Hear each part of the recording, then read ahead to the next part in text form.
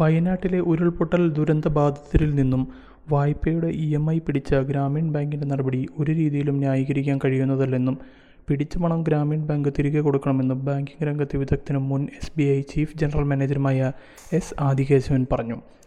Asianet news ലൈവത്തോണിൽ സംസാരിക്കുകയായിരുന്നു അദ്ദേഹം. വളരെ വേദനാജനകമായ സംഭവമാണിത്. ഒരു വഴിയുമില്ലാത്തവർക്ക് വരുന്ന ധനസഹായത്തിൽ നിന്ന് പണം പിടിക്കുക എന്നത് ഒരു രീതിയിലും ന്യായീകരിക്കാനാകില്ല. നാളെയാണ് SLBCയുടെ യോഗം. അതിൽ മൊറട്ടോറിയം പ്രാബല്യത്തിൽ വരുന്ന തീയതി തീരുമാനിക്കും. ദുരന്തമുണ്ടായ ദിവസം മുതൽ അതിനുശേഷമായിരിക്കും മൊറട്ടോറിയം പ്രാബല്യത്തിൽ വരിക. അത്തരത്തിലുള്ള ഒരു തീരുമാനം നാളെ യോഗത്തിലുണ്ടാകണം. അതിനുശേഷം പിടിച്ച തുക ബുധനാഴ്ചയ്ക്കുള്ളിൽ തന്നെ അതിന് കഴിയണം. അത് അവർക്ക് ചെയ്യാനാകും. ദുരിതാശ്വാസ നിധിയിൽ നിന്ന് ലഭിച്ച സഹായധനത്തിൽ നിന്നാണ് ബാങ്ക് EMI പിടിച്ചത്. ഒരു തരത്തിലും നീതീകരിക്കാനാകാത്ത സംഭവമല്ലിതെന്നും K. ആദികേശവൻ പറഞ്ഞു. ദുരന്തബാധിതർക്ക് വീട് വെച്ച് നൽകാൻ ഉൾപ്പെടെ പണം കണ്ടെത്താനാകും. അതോടൊപ്പം തന്നെ വായ്പ ഏറ്റെടുക്കാനുള്ള നടപടിയും സർക്കാർ സ്വീകരിക്കണമെന്ന് ആദികേശവൻ പറഞ്ഞു. വീട് വയ്ക്കാൻ എല്ലാവരും സഹായം വാഗ്ദാനം ചെയ്തിട്ടുണ്ട്.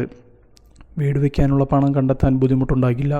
ഇനി അതുപോലും കിട്ടില്ലെന്ന അനുമാനത്തിൽ 500 കുടുംബങ്ങൾക്ക് വീട് വയ്ക്കാൻ ഒരു വീടിന് 30 ലക്ഷം രൂപ കണക്കാക്കിയാൽ ആകെ വേണ്ട തുക 150 കോടിയാണ്.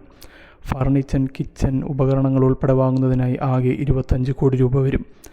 175 കോടിയാണ് ഇത്തരത്തിൽ ഇതിന് മാത്രമായി വേണ്ടിവരുന്നത്. പ്രദേശത്തെ എല്ലാവരുടെയും വായ്പാ ബാധ്യതയായി 50 കോടിയോളമായിരിക്കും ഉണ്ടാവുകയെന്നാണ് അനുമാനം. മരിച്ചവരുടെ വായ്പ ബാങ്കുകൾക്ക് എഴുതി തള്ളാൻ ഒരു ബുദ്ധിമുട്ടുമില്ല. നാളത്തെ SLBD യോഗത്തിൽ പ്രമേയം പാസാക്കിയാൽ അത് നടത്താൻ എളുപ്പമാകും. ദുരന്തബാധിതരുടെ ആകെ ബാധ്യതയായ 50 കോടിയുടെ വായ്പ സർക്കാർ ഏറ്റെടുക്കാൻ തയ്യാറായി വരണം. ഒന്നുമില്ലാത്തവർ എവിടെ നിന്നാണ് ഈ തുക കണ്ടെടുക്കുക? വായ്പ ക്ലോസ് ചെയ്യാതെ നിന്നാൽ സിബിൽ സ്കോർ ഉൾപ്പെടെ പ്രശ്നമാകുമെന്നും പിന്നീട് വായ്പ കിട്ടാത്ത അവസ്ഥയുണ്ടാകുമെന്നും ആദികേശവൻ പറഞ്ഞു.